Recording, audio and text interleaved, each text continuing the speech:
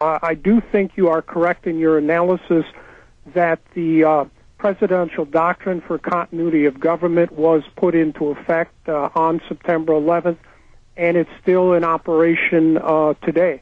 And that we do have, in fact, a secret government that, is really running things behind the scenes. Probably Cheney is in charge of it. And so there are really two governments out there. And that can account for a lot of anomalies. For example, what happened at the Minot Air Force Base with the nuclear cruise missiles. That decision to deploy those nuclear cruise missiles had to come directly from a chain of command. It was not a mistake. And with the continuity of government, then there are now two chains of command. So I think you can add up a lot of things by realizing that there's the open government and then there's the COG in operation. Right, Professor Boyle. A lot of people that don't understand history or the way subterfuge works, they wonder why you're alive, why I'm alive, why so many others are alive if this is all true. And I would just say it's because they don't want to validate what we've said. They don't want to underline our words. They don't want to highlight what we've said and done. But I do feel the wings of death flapping about. I've been threatened. I've had all sorts of other stuff happen. A lot of other people have been killed, so it's not a joke to me, but I just thank my lucky stars, thank God every day I'm still here. But what's your take on why other whistleblowers and other, prominent people are still alive? If these guys are such murderers and such killers, why they haven't come after us? Well, Dr. Ivins is not alive. He joins the growing list of microbiologists who are now dead. I can't recall the last time I looked at that list, but it was somewhere in the area of 15 to 20 microbiologists have died. It's a lot more than that. Maybe 20 or something like that. Well, I haven't looked at if you look at it globally, it's like 20 in the U.S. being shot in the back of the head, being tortured to death, being drowned. It's hundreds worldwide. Right. So, they are, I think, disposing of people who, directly know what's going on. I know, Senator Wellstone disappeared too. I take it the reason others are around is that they don't really care. They have all the levers of power. No, they're actually glad we're here saying they control the Congress and murder whoever they want. They enjoy it. And all the big gorillas that work in Army intelligence think it's real funny. They love their cocaine money. They love their houses in Maui. They love butchering this country wide open. Good job, guys. Please continue, Dr. Boyle. Well, I don't think they think we're very effective one way or the other. Otherwise, they would take us out. Sure. It's just so, and they're just looting everything. This is only one little area of crimes they're committing. I mean, I look at it, Doctor, they are just raping the country, the world, end to end, and then I just can't believe we've gone this bad.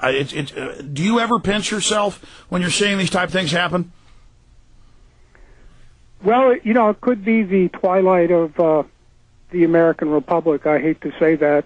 I've been a lawyer since January 10, 1977, taking an oath to uphold the constitutional laws of the United States, as my father was before me. And it could be we're at the end of the line here for democracy in America. That's right. You're a top constitutional law scholar as well. We just can't cover all of your illustrious background. Let's go over more of the evidence, more areas with the curious case of Dr. Ivins. I mean, the media, you notice, it was so hard to find that he died in government custody. And then supposedly he gets these pills while locked up when he was about to be released. And then this doctor that said he was crazy and said all these things turns out is a literal PCP head who isn't even a doctor and is some kind of stooly bird. It's just getting shoddier and shoddier. It is. I mean, if you just read any of the accounts, now surprisingly you even have people in the New York Times, the Wall Street Journal, experts, microbiologists, former biowarfare people saying they don't believe Ivins did it. That's correct. That's how flimsy the cover-up has become.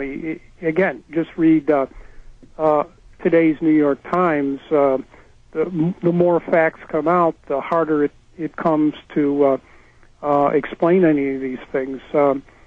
Why did they rush out? I really don't know what to say. Why did they rushed out and grabbed Ivins and killed him, and then made the ridiculous story up about, oh, he's been our main suspect for 4 years, when just a year ago they were saying the only suspect was Hatfield? I mean, is that a total contempt for the public's memory, or what is that?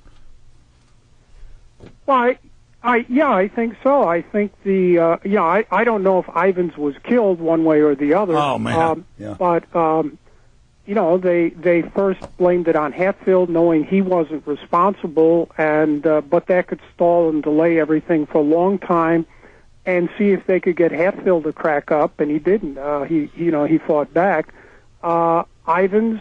So then they moved to him, and they got him to crack up, and either he was off by himself, or we still don't know the circumstances one way or the other. So now they have a dead man, and dead man tell no tales, so they just pin it on the dead man, the dead microbiologist. Yeah, it's easy. They have a dead defendant. Talking about the FBI, I mean, they've always been hooked in with the mafia since their conception during Prohibition, being paid off. So from their zenith, or really birth, I should say, from their genesis, they have been mobsters. And now, I mean, I see the FBI out on the streets and places. They're really scary people. I mean, do you think the average FBI agent really understands they're working for basically a Gestapo organization?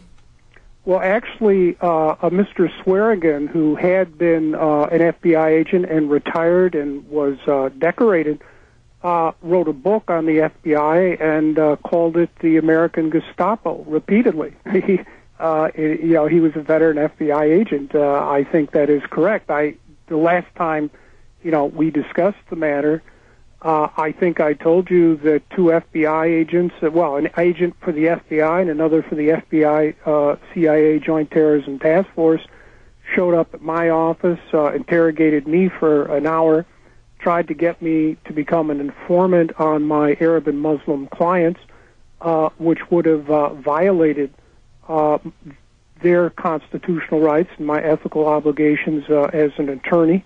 Of course, I refused to become an informant for the FBI, but I did tell them that I was trying to cooperate with the FBI on the anthrax investigation, and told them of my phone calls there to Mr. Bowman to try to do something on the anthrax investigation. And then the FBI, CIA went out and put me on all the United States government's terrorist watch lists.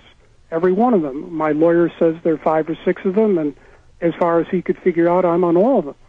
So that gives you a pretty good idea of what's going on here, that one guy trying to help unravel the anthrax investigation gets put on the terrorist watch list. Well, I know it's all about power and who wins, but there's no doubt that I'm trying to defend this country, what's left of it. So are you. And, guys, we don't expect you to quit the FBI or even stand up for the country, but at least you can passively not join the evil. I mean, is it that much fun to destroy America? I mean, I don't understand the enjoyment. Where do they find these people? Well, we have to remember there were some good, solid FBI people there up in Minneapolis trying to get that warrant. But notice they're always off in a field office. I understand it's compartmentalized. Yeah. Right. But they tried, those in the field, Crowley and the rest of them, tried very hard to get that warrant into Moussawi's computer that very well could have unraveled 9/11, and that was killed by Marion Spike Bowman, who was the same guy I was dealing with in good faith. And then, by the way, the FBI agents that blocked the anthrax and the 9/11 investigation even before, they all got record cash bonuses, and those that tried to stop the attacks, they got demoted. Right. The people who were in charge of the cover-ups on both 9/11 and the anthrax have all been promoted, which indicates they've done what their masters wanted them to do. And I think the reason why, eventually, if we can unravel who was behind the anthrax attacks, we're going to find out who really was behind 9/11. Well, I know you have a lot of... That's why they're so, they're so desperate to cover everything up and lie about it. I know you have a lot of gravitas, sir, so you like to be very careful what you say, but do you think a person of interest needs to be looked at as this Philip Zach person, or is he another red herring? I really don't know much about Mr. Zach, just what I've read in the public record, but certainly at the top of everyone's list should be Mr. Patrick, who did this type of work for the CIA, and Ken Alibek, who did this type of work for the Soviet Union. Indeed, Alibek has made statements in the public that are inconsistent and simply not true. Alibek was brought over here by the CIA, so he's on their payroll, and Patrick was on the payroll. So I would, certainly identify them as the top of the list. That's right. Alibek wrote about and was over a accidental release, remember, in the Soviet Union on that... Sverdlovsk. Right. Was it the Kamchatka Peninsula? Right. Yeah. Well, no, Sverdlovsk, which is in central Russia. Yeah, but what was the other one? You have to understand that it's just not Fort Detrick here that could have done this.